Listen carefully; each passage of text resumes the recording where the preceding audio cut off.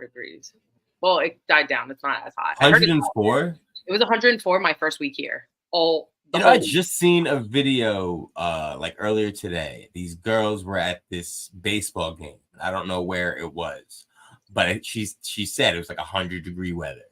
And apparently they got caught on camera. It was like a 20-second clip of them just eating ice cream cones.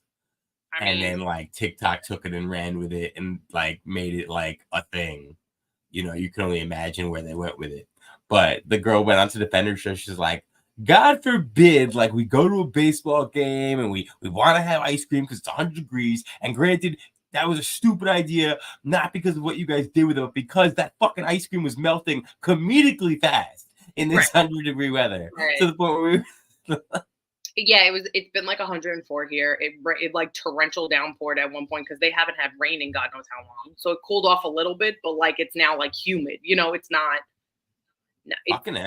boiling. Yeah. Fucking A.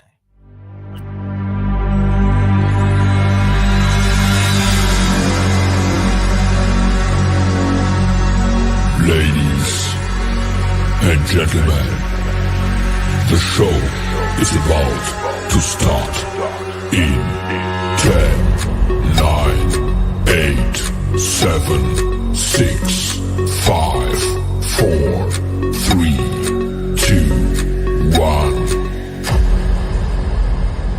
Not just smart, they heal Mars. They're not just smart, they heal Mars. They're not just smart, they heal Mars. They're not just smart, they heal Mars. Ladies and gentlemen, fans and friends, we are back once again. I am the custodian of charisma, the ophthalmologist of optimism. She is the sultan of sarcasm and the sorceress of sass. I am the ghost. She is the coach. I am Brady. She is Danielle. Together, we are the best friends in all the land. We are the Heel Marks, and this is the best Ring of Honor post show there is. This is Mark of Honor. Welcome to another week of it. Thank you to everybody tuning in. Go ahead and smash that like button, locate that comment button, and get ready to jump in and be a part of the conversation. Do not forget to support everyone at the BodySlamNet network over at slamchats.com and like us everywhere possible at the Heel Marks. Also, an apology is in order to Kendrick Lamar and everyone who worked on the track. This is They Not Like Us, because apparently we were not allowed to use that as an intro last week. Getting us in trouble, Brady. Getting us in all types of Yeah, trouble. man. Getting us in trouble. Which begs to question why Don Omar didn't mind that I used his track, or why Robin Sparkles and the people over at How I Met Your Mother did not mind that we used their track. Well, maybe you shouldn't bring that up because now you just jinxed us, and they're probably going to go back and like get us in trouble now. Yeah, no, that would be crazy. Great, you ruined it now. Imagine. That'd be hilarious. I mean, it wouldn't be. I mean, like, I'm hilarious in a not ha way, like a come on. Yeah, like that. Like, but listen, we used our Heel Marks intro. We have no Ring of Honor clips that we plan on showing, so this episode is here to stay. Not getting nobody in trouble over at BodySlam.net this week. Not doing it. No, we're behaving. Behaving. We are behaving. However, Queen Aminata and Red Velvet were not behaving last week, and we start tonight's Ring of Honor with an emergency meeting of the minions, and Athena is now saying that they added 3 to 4 months onto her injury from the shove we got last week. So now she's out 8 to 12 months, which last week we were hypothesizing about. You know, Athena is the rumors on the streets are she's only out for like 3 weeks to a month.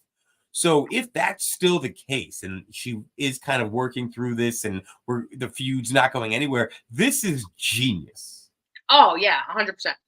Super genius. Like, this is a great way of doing it.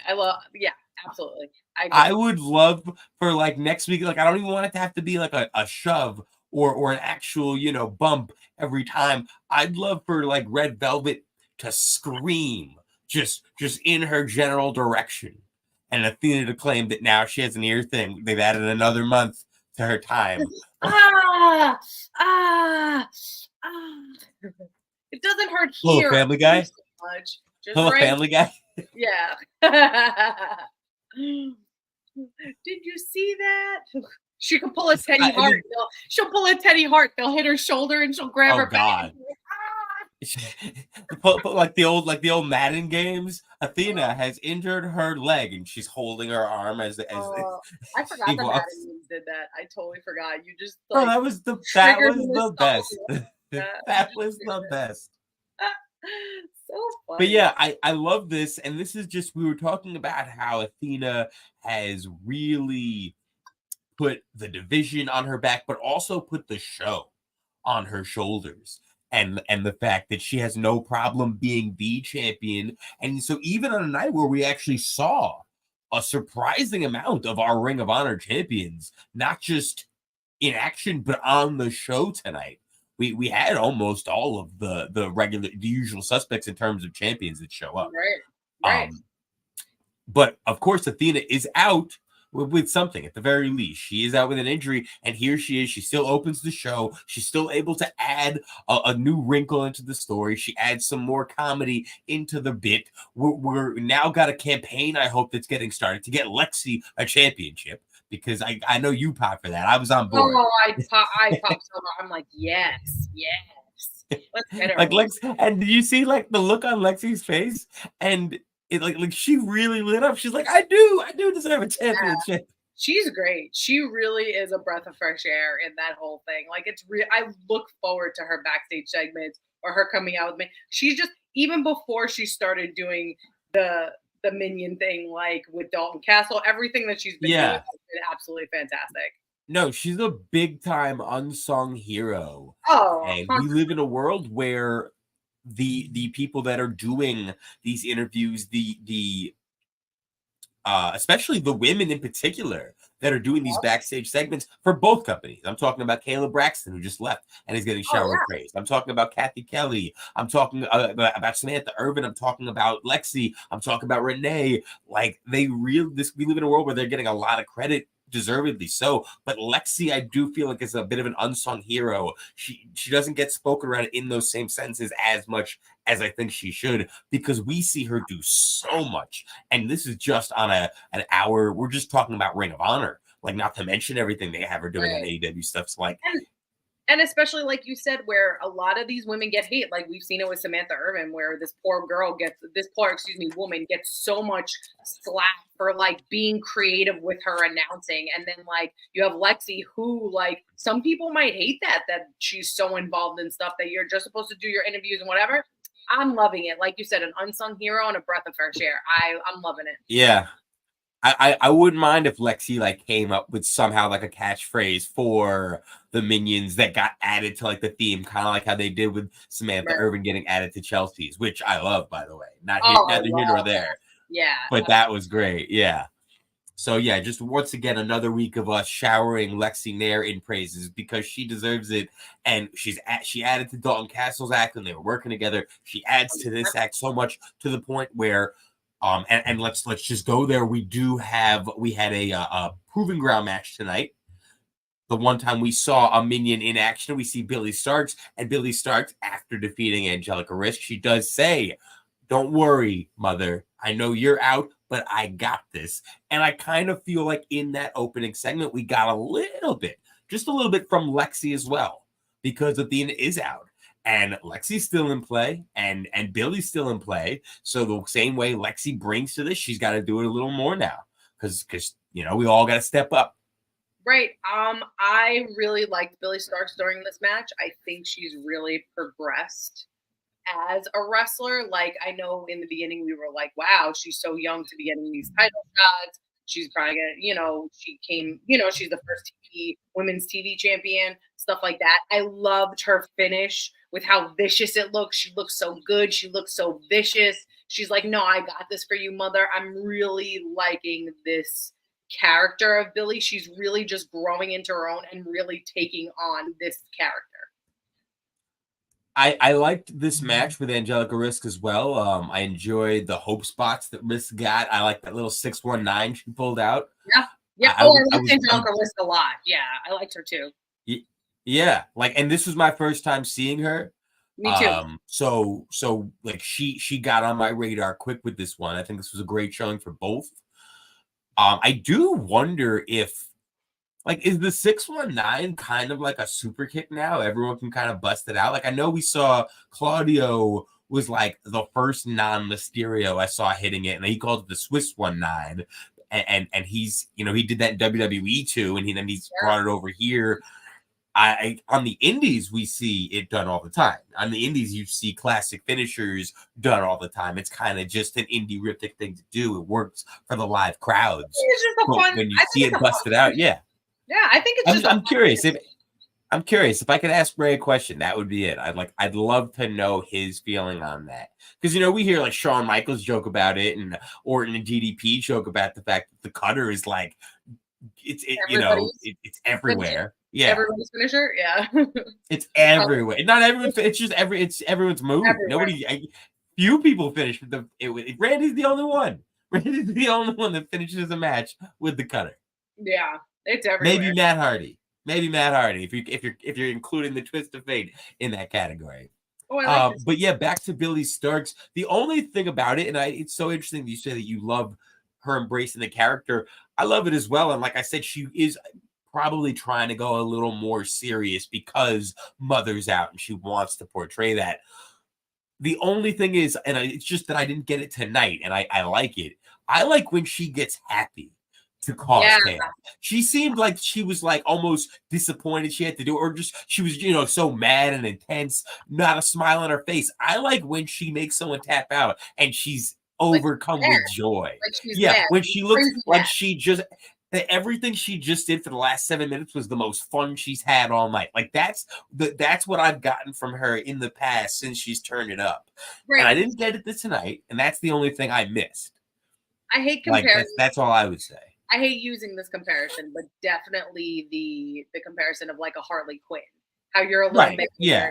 No, I remember that was the first thing I compared it to, but I also said I was like, I don't want to be too cliche with it. It's, you know, I wish I had a better comparison. But no, 100%. And when she ended it and she just looked so mad and she just looked so serious and like I said, not a single smile. That's the only critique I've got, because I love it when Billie Starkz embraces the danger that she provides, and the fact that she just beat somebody, made them tap out. Like, that should be fun. I want to see that. I want to feel that again. It shook. I love that. I thought all that was great. Yeah, I like it too. I like it also. One thing, I liked the match we got. I don't necessarily know we should have gotten it. After last week's big main event where Shotty Lee Johnson, as I said, and I don't think they're playing this off of their, which kind of just getting brushed under the rug. But before tonight, Shotty Lee Johnson basically became the only person we had seen pin Kyle Fletcher this year. And throughout the entirety of his reign as TV champion. That was so.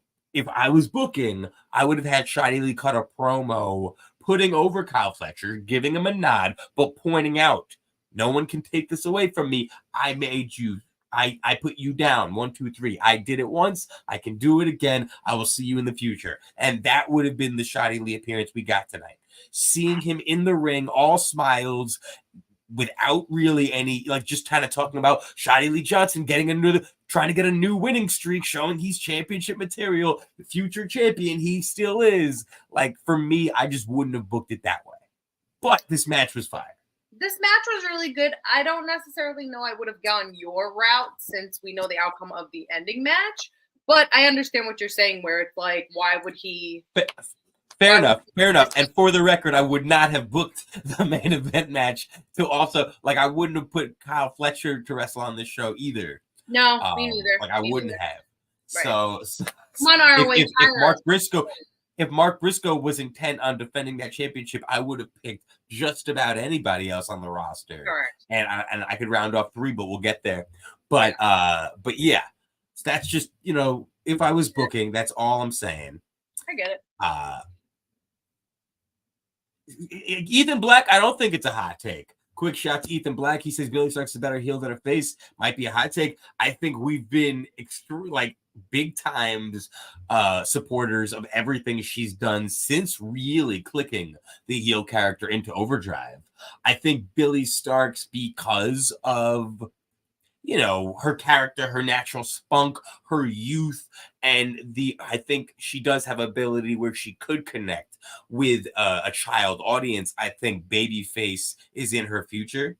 I think she's one of those that can be a switch hitter, so to speak. She can do it all, but she's been killing it in the heel role. And Danielle and I have both been fans of as we call it, the Harley Quinn throwback-ish.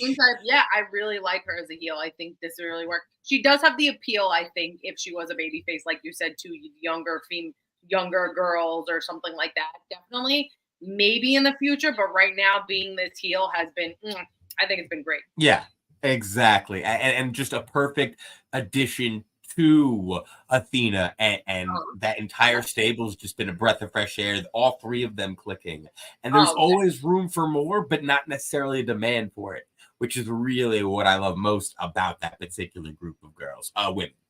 Oy. Yes. But back to our opening match. Like I said, match-wise, this was great, and with what we got as to close the show, maybe they just didn't feel the need to wait a week. They're like, let's just get Shotty Lee a strong win. Let's get Alex Reynolds a match to remind people that he can go as well. So let's just put this on there, get the crowd hype, get them with their hands up. Hands up, baby, hands up. I will say this before we move on. I've said it before, but I think Shotty Lee Johnson, at this point, he's lost so many championship matches as a babyface. Right. Like, they keep talking about him as a future champion, but what's going to change? Nothing changes if nothing changes, right? So let's see him go a little dark. Let's see him try the dark side, try the heel way. What's weird to me is he gives off heel vibes to me. I know he's supposed to be a babyface, but he gives off total heel because it's there. Because it's there. Like, I feel it. I feel it in my bones. I'm like, just turn him heel. Like, I'm okay with this. Like, he's a heel. I think they're too scared. I think they want him to really be their top baby face. Like as far as this brand is concerned. As far as this brand is concerned, like they really want to propel him to like one of, if not the top baby face that's consistently on the show. In fact, I'd say he probably is if we're talking about every week players. Right. Are all the champs heels besides Mark Briscoe? Yeah, right. You are correct. I think Wheeler Yuta is the pure champ, and I think he's face-ish, but we haven't seen him on this show. We haven't seen that championship on this show in like ever. Right. The tag's the triple. The tag's the triple. The both. Yeah. Both. Yeah, you're right. Mark Briscoe's our only baby face champion. Right. Because I'm trying to think who's the baby face of ROH, and I'm like, I guess it's Mark Briscoe, but he's never on here. So like, does that even count? Is our figure? Does it make sense that our only babyface champion is missing teeth? Oh, that's cute. I like that. I'm here all night, people. I'm here all night. We had the United Kingdom show up. They had a match last week, defending their championships, and here they were praying to the gods of Tony Khan, praying for competition. I like this. I really like this. Yeah. I really like this. I do wish, instead of them announcing who they were going to face next week, I wish the team that was facing them, or any team, came out when they were asking for it. Like when they were like, I'm praying for someone as strong as us, as this. And then they came out, like it panned over and showed them. Because then it's like, Tony Khan just announced next week's challengers. And I was kind of like, Well, no. So I like this. I agree with what you're saying. I get it. and that probably would have worked. But I didn't mind the fact that they were praying for competition, and then we hear that they've got a proving ground match. Because from everything they've been saying, how they are the best tag team, nobody talks about them. They talk about FTR, they talk about Young Bucks, they talk about this, they talk about that. They don't talk about the Kingdom, and we need that. We need to know why, because we're the champs and nobody can touch us. For me, I don't think a proving ground match is what they mean by we want competition. So I think, this is them cutting their promo there. We are the best tag team there. We demanded competition last week, and what happened? We stomped them out. So please keep feeding us, because we're not going anywhere until you tell us we're the best tag team. That's what I got from them. So I think a proving ground match is the perfect follow-up to this type of promo. I assume it'll go the way of the champions, and I'd hope that they would follow it up with a not a repeat promo, but you know what I'm saying? A repeated message of, where's my competition, Tony? And then that would probably set us up to get the real competition handed to them on a silver platter, courtesy of their opponents in July at the pay-per-view. Right. That's what I'm hoping for, and I hope it's someone good. And this is the type of build I like, because it's like, we can't just give us infantry versus them again, because you did that already. And you kind of let all the other tag teams, with the exception of probably Top Flight, you let them all lose their momentum. Like anyone that could have, we haven't seen all those tag teams that were piling up some wins and were getting over with the crowd. They all you let them cool off. So now it kind of has to be something like this, and where Tony then has to give them, what they asked for. Like, you asked for it, okay, get them, boys. And then we, probably get a tag team that we haven't seen on Ring of Honor ever. as the main competition that they've been asking for. It better be someone handsome then, because then I'm going to be utterly disappointed. That's funny. Well, he said as good looking as us, and I was like, oh, that's true. They did say that. So really, it's open. Matt Rife might answer the call. Who? What? You think Matt Rife is good looking?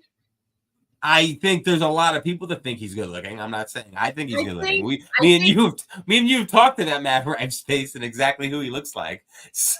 But there's also, you can't argue with the fact that his fans think he's good looking. Yeah, he's good looking from the neck down. His face looks like it's trying to be handsome, right? And not right. Like it wants to be handsome so bad. We need some Lance. I want to be a Marina Shafir fan so bad. Wait, let me tell you something. Tell me. I'm watching this match, and all I kept thinking is Erica Lee selling in this match is more entertaining than watching Marina dominate her. Yeah. I'll give you that. I was entertained by Erica Lee much more during this match than I was Marina. And I want to like her. I do. I'm not trying to. Yeah. No. And to her credit, there were certain things she did this week that I did enjoy. For example, after the match, instead of, and she did kind of just do her, walk in circle thing, but this time there was a bit more intensity into it. She barked at some audience members that I liked. Like, it's just little things. Give me something. And so she did that. And there were a few times in the match that I liked some of the intensity and some of the heel moves she was doing. She does kind of look like she is dangerous in there, I loved that when she won, and then she's kind of looking at the ref with her hand there, you're gonna grab my hand and raise it, right? You're not gonna make me wait anymore, right? There were little things she did that I got from motions, from eye looks, so I did see improvements. You know what I'm saying? I'm looking for him, and I did see him. I just think her wrestling is not good. I mean, like I said, we've spoken about this at every Marina squash match that we've gotten in the past month. We think she needs somebody else. She'd be better to be paired with somebody else. In fact, we said it last week, with Athena out, she'd be a fun little muscle for the Minions. She'd be a great She should have hired her. Athena should have hired her instead of those two guys. Right. And yeah, those security guys didn't talk. Should have hired Marina. That would have been good. That would have been good. Great. So like, I think there's ways to use her. I just in these squash matches with her and she coming out in that same gear with no fucking shoes. Put some shoes on, Marina. Put some shoes on. I can be a fan of you if you don't wear shoes when you wrestle. I can't do it. And also, it's interesting timing that we're getting this, and this is another reason why she'd be better off paired with the Minions, because they're building her up, right? On one hand, I see what they're doing; they're trying to give her the reps, and I think they're looking and hoping for improvements as well. At the same time, you're pushing her as an untouchable monster called the Problem. What are you building her up for? Are you building her up for a championship, like you should be building your women that you have on matches every week? For the championship, like, are you doing that? Because right now it just kind of seems like she's just, she's just plowing through opponents with no direction, which, as I said, is fine because right now I don't think she's ready for anything more than this. I wouldn't mind a tag match or two. Maybe team her up with Taya and let them get a win and be surprised about like the chemistry that they had or something like that, Maybe. I was happy to see Trisha Dora. I was very happy. Yeah. I was happy to see Trisha Dora. I was happy to see the infantry come out with her. Interesting note about that, and I don't know. So she was announced as Trisha Dora accompanied by the infantry. However, on the little ticker that said her name, it said the infantry's Trisha Dora. Right. Now, those are two different things. The infantry's Trisha Dora tells me the infantry is actually the name of the stable, not just the name of the tag team. It is the name of the stable, all three of them together as a family. Or she's there in there. Okay, I didn't take it as that. No, I didn't take it as that. But then when she gets announced, Trisha Dora accompanied by the infantry, that's a completely different thing. So I'd like us to go with her as a full-fledged member of the infantry. The infantry is the group. Of course. I enjoy that. In fact, this week they actually posted all on their social medias. They all went out and celebrated, and they got themselves matching infantry jewelry, I believe chains. So with like a matching pendant. So they all three are the infantry. So I'd like the announcer to switch up, but I like that we saw it on the ticker at the very least. But yeah. This was a fun match. I did kind of see I did predict that Taya would win, and so I wasn't too shocked with this, but I was hoping Trish would get it because I feel like Trish being in a stable kind of just is like, all right, now push her. I knew Trish wasn't gonna win, but I will say I think she's a great seller. I think she's really good at taunting. I think she's a good wrestler. But her sells are really good. Like Taya's a really good wrestler, and like watching her sell to Taya, I was watching her every time she would take bumps, and I'm like, wow, you're really good at selling. And then when she tried to taunt Taya to fire her up, I thought she did a really good job doing that. Yeah, no, these two had good chemistry as well. Like they worked back and forth very well. I was just as you said, I was happy to see Trisha Dora get a singles match here. Definitely. Like that's a good spot for her. I was happy to see Taya out there. It was one of those things where the infantry accompanied Trisha Dora to the ring and then kind of disappeared and let the ladies do their thing. I don't know why Johnny TV couldn't have done the same. Not a big deal, just more of those things where, because I think having acts together just completes the act and it adds a little bit more to the presentation, to the entrance, to the aura. Having infantry come out with Trisha Dora add a little bit to that.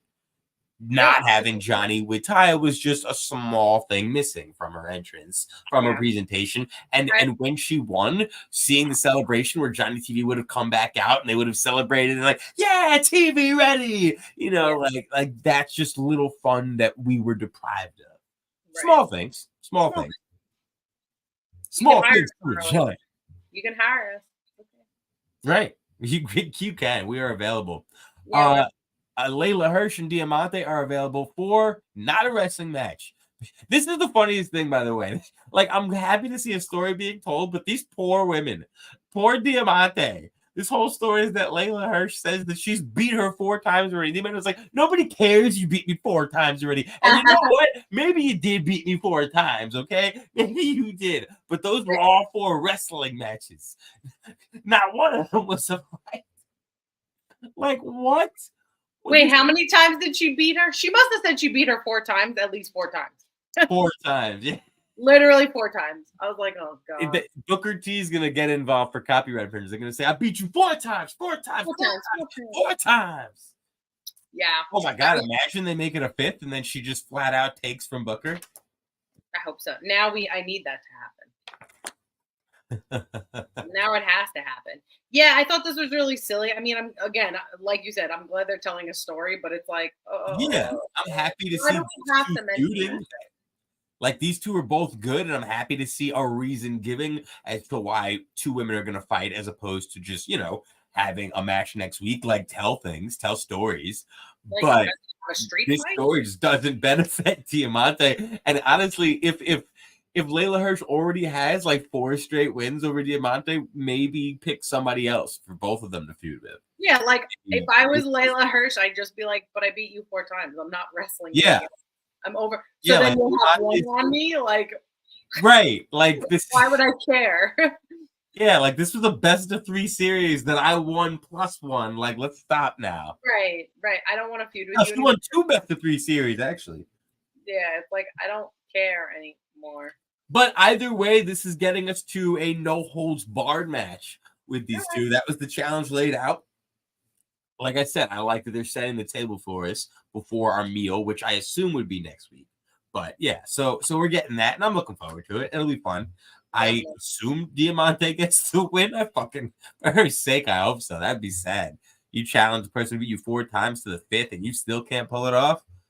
Lord. What's that movie and what's that skit where it's like, I'll beat you again, and they just keep coming back, and it's like, just stay down. What is that from? Remember, it's like, I'll fight you, and it's like, it's kind of like Monty Python. Like, just this is like one of the scary movies. It had to have been one of the scary movies. It might have been Austin Powers. It might have been Will Ferrell when he keeps like getting up and he's like, it smells like almonds. I'm going to try to step on the other foot. Oh, it's broken again. Like, it comes to help, I think. Like, is Diamante going to want to play with it forever? Yeah, exactly. So silly. So silly.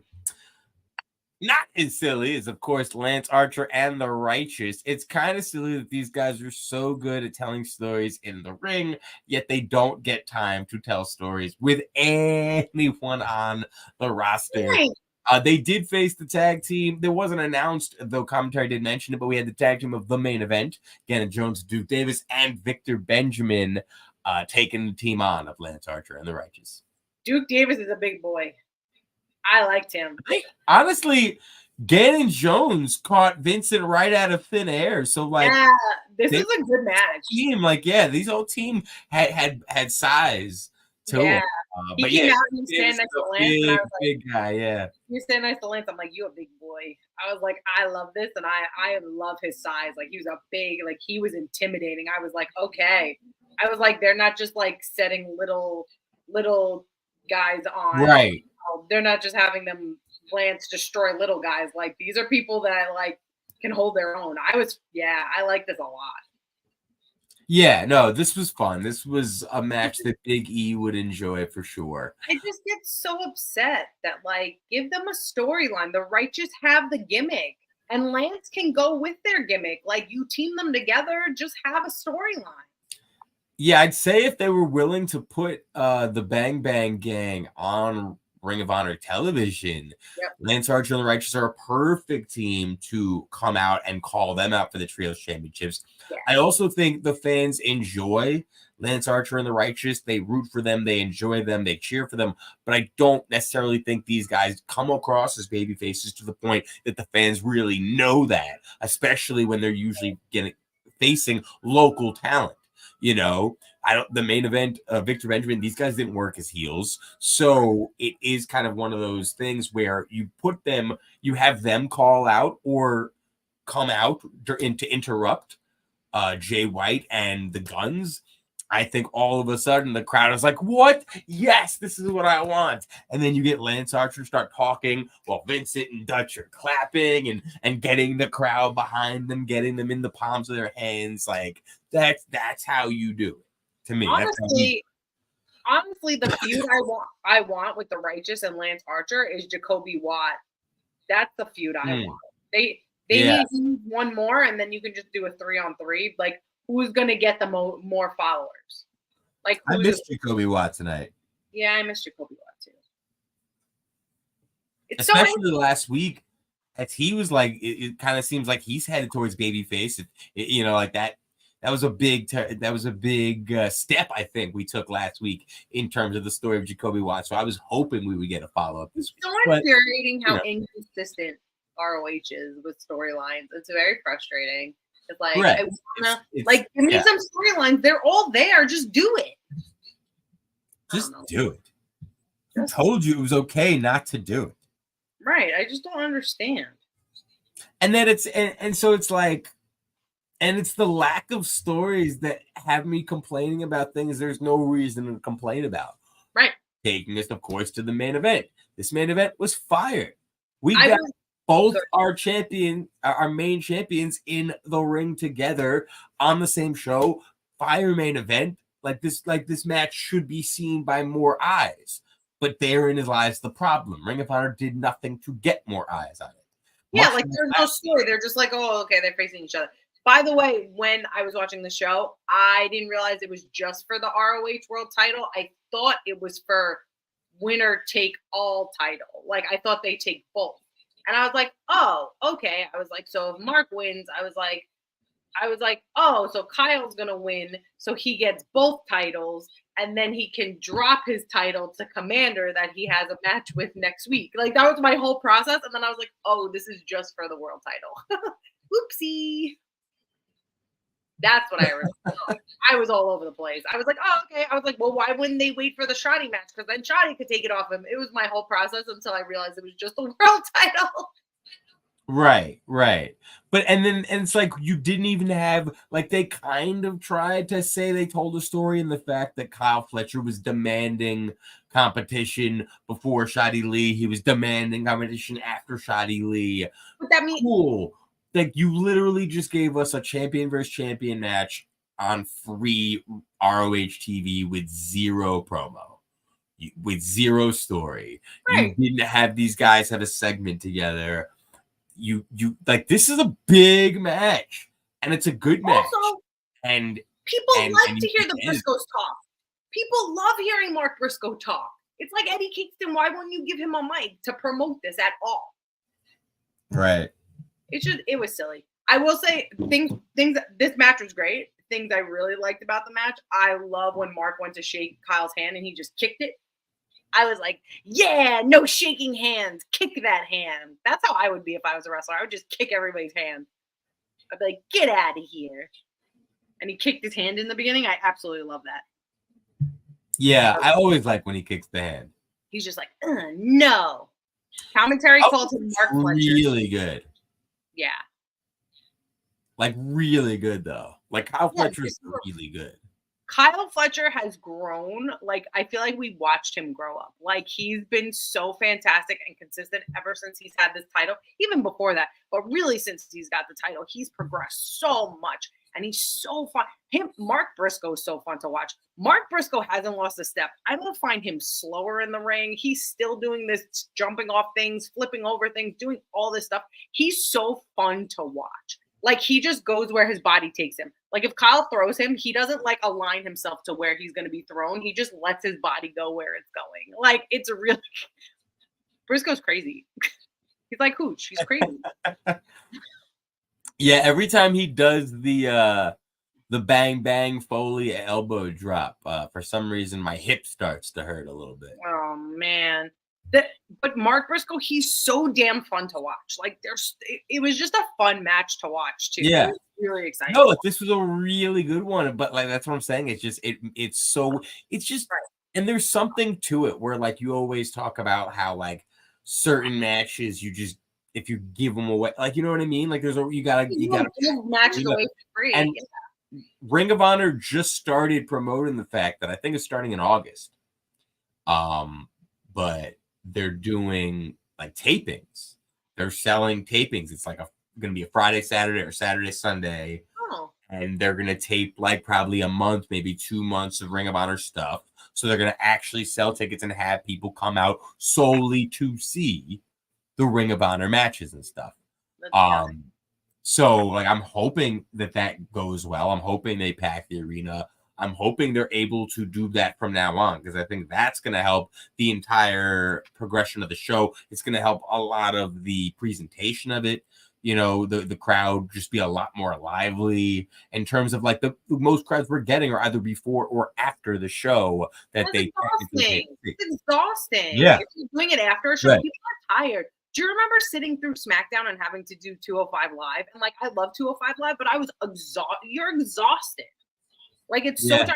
Or watching Kaiju at 4 a.m. Like, it's tiring. It's like, I want to be in my bed. I want to go to sleep. Yeah, I hope it helps with them, because they've been, you know, I really like all these. And also, like matches. And to the point of like this match, not only, and I said it earlier when I was talking about how I would have booked Shotty Lee Johnson after last week. I would not have put Kyle Fletcher in a match this week. Like I said, Mark Briscoe, you got him, cool. Have him defended against anyone else. But Kyle Fletcher, I would not have done this to, because last week it was a big deal. It was the first time he ever got pinned. It didn't take anything away. It was a 2 out of 3 falls match. That's the nature of the beast. But that was the only person, Shotty Lee fucking Johnson, the only person to get a pinfall. They didn't talk about it. They didn't acknowledge it. It wasn't a big deal. And here we are a week later, and now we've got our second person. Right. And it's like Kyle Fletcher. Kyle Fletcher like asked for competition, and now he's losing to the competition after proving himself for all these things. Is he only good with like quote unquote not as good wrestlers? Like, it doesn't make sense. I mean, it's one of those things where it's like, so now you've established him as less than your main champion. You've established him as a card champion. And he's not during the whole show. Besides there was no reason to do that, because he was the most protected person on the entire show, other than maybe Athena. Correct. You know, so there was like, I don't know why you did this for a main event for June 27th, a month away from a pay-per-view. Like I said, no, it's puzzling. And I feel like on this show, we talk about what we would do differently, how we would book, how we would have done this and that. And this, I just can't make too sense of. And once again, I'm complaining about something I shouldn't be complaining about, because this match was fire. When you tune into wrestling, you want to see the best matches you can. But like, where do you go from there? It makes no fucking sense. It just makes no fucking sense. Right. Where are you going to go from Kyle Fletcher now? Mark Briscoe's probably not going to be on TV for the next like month until the pay-per-view. So what's the point of this? What's the point? And also, like, I almost feel like now you need Kyle Fletcher's reign as TV champion to continue for at least like another couple months. Right. I almost feel like he should win whatever match they have in store for him at the pay-per-view. But it's like they need to now, I feel like. Like, I feel like he should win. Otherwise, I probably would have guessed, like, had this match not happened tonight, I probably would assume that whoever they give him at the pay-per-view would win. And he would probably move on to the next step. But you're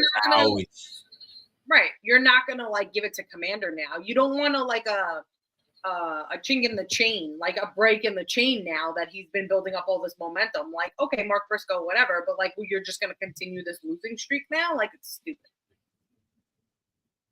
I mean, like, I wouldn't even call it a losing streak, because once again, he didn't lose last week. No, I said you would continue. You know what I mean? Right. Like you said, he was so protected that Shotty was the only person to pin him, and now it doesn't matter. And it really did look like his house. And this is just a reminder. Oh, wait, it's Mark Briscoe's house. He's just not always home. You know, like, it's like, so Mark Briscoe, it was, and There was just no reason for it, man. Like I said, it just made no fucking sense. Mark Briscoe should have defended against anybody else. You would have had a strong champion. Shotty Lee would have been on the right side of things, moving forward, and then Mark Briscoe would have silenced another challenger. You could have easily built up to anything you fucking wanted. Yeah, it's just silly. But what are you going to do? Sadly, we do not book the show over at Ring of Honor. If anybody over at Ring of Honor or AEW wants to change that, please give us a shot. We're giving you guys gems here every week. Gems. Yeah, just take them at this point. Take them for a little bit, and then be like, "Oh, we have to give the heel marks their credit." Or jobs, please. And jobs, yes. Jobs would be nice. Guys, thank you so much for tuning in every single Thursday. As soon as Ring of Honor finishes, Mark of Honor begins. Happy to have you. We will see you when we see you, which is, of course, maybe not next week. Next week is July 4th. So we don't know where you'll be. We don't know where we'll be. We'll get back to you, but we will see you the next time we see you. You guys are the best. We are always trying to be like you. Never forget, we're not just smart marks. We're heel marks.